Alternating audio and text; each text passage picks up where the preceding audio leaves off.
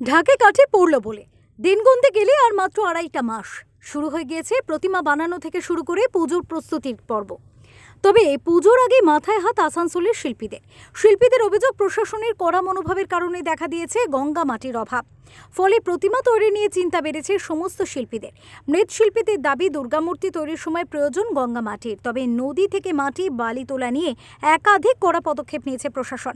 একাধিক বিধি নিষেধের জন্য সরবরাহকারীরা সেই মাটি দিতে পারছে না, যার সরাসরি প্রভাব পড়েছে জেলার মূর্তি তৈরি কেন্দ্রগুলিতে। থেকে বড় সমস্যা সেটা হচ্ছে যে গঙ্গা মাটিটা ছাড়া আমাদের এখানে প্রতিমার কোনো ফিনিশিংয়ের কাজ হবে না। যে যতই চেষ্টা করুক, লোকাল মাটি দিয়ে আমরা একটা রাফ কাজ করি, কিন্তু ফিনিশিংয়ের যে মেন প্রলেপটা লাগে, ঠাকুরের মুখ বা বডি ফেস যেগুলো লাগে, সেগুলো মেনলি আমাদের গঙ্গা মাটি দিয়েই হয়।